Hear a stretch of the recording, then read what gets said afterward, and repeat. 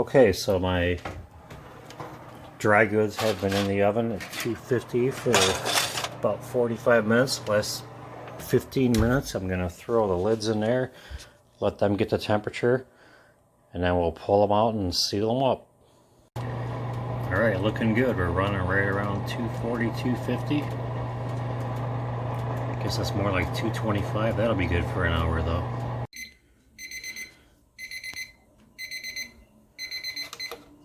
Alright, our timer went off. I'm going to turn the oven off, let it sit for a couple minutes, and then we'll pull these jars out, put the lids on, and let them cool for a little bit. Actually, overnight. Alright, so now I'm going to pull my jars out of the oven.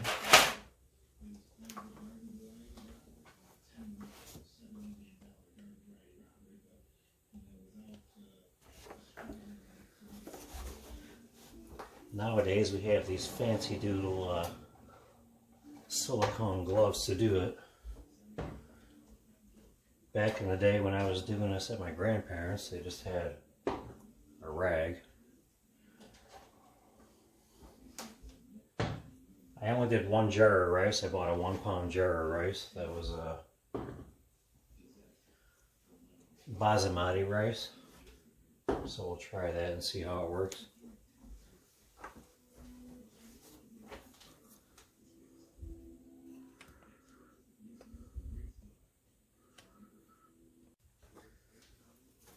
Okay, so after heating the jars for about 30 minutes and heating the product in the jar at 240 to 250 degrees for an hour, in the last 15 minutes I put the heat on my lids. I'm now going to pull them out and put the caps on.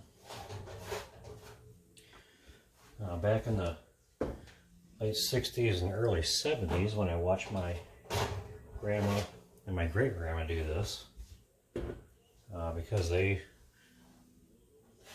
definitely had limited refrigeration, kind of lived in the poorest areas of Ohio. They didn't have things like fancy silicone gloves, so they just used a rag. So I remember said always just make sure your rim's clean. Throw one of those on. Do a little wiping on the glass rim. Center this sucker up.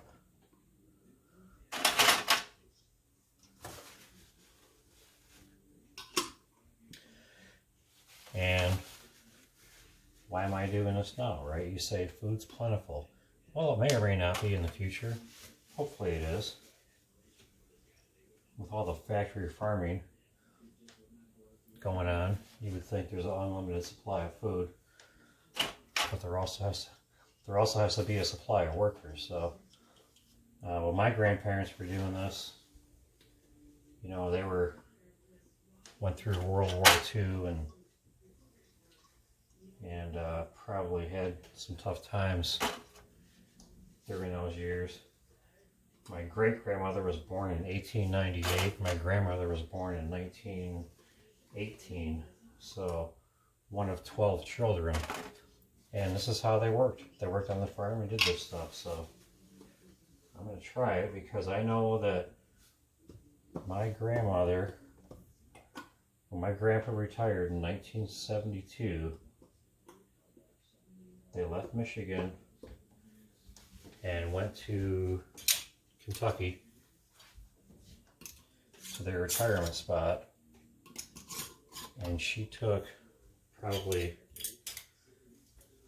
6 or 8 cases, meaning 12 jars, of dry canned stuff she had. She had beans, she had rice, what else? I mean, she used to can meat and fruit, pears, apples, all kinds of stuff. But the dry canned stuff she had in her basement in Michigan. I'm going to guess probably the last time she canned there was around 1970. And when I was at their house, I started going down there in 72, and I was there in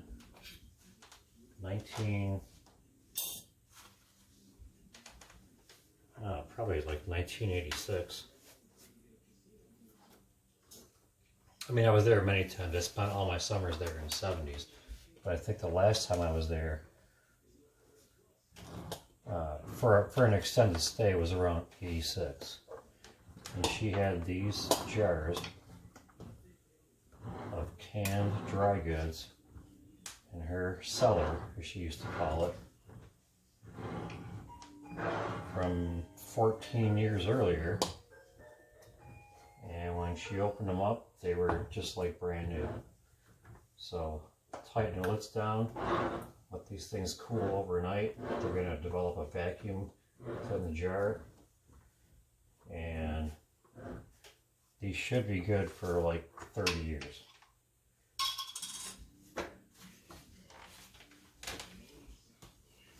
I'm going to let them sit for at least a year, and then we'll try one out and give you an update. Mo Silva checking out, June 2020. As a combustion research engineer, I guess one of my only concerns, and it's probably nothing, was the fact that I'm using a gas-powered oven. My grandparents always had electric heat. They always lived in mining towns, and the mining towns were completely electric. There was no natural gas. So electric heat is dry, and if you don't know, when you burn natural gas, one of the byproducts is moisture. That's why I went to the 240 degree temperature, because obviously at that point any water vapor would be superheated and basically a dry steam. So I don't think it's going to be an issue, you know, but we'll find out.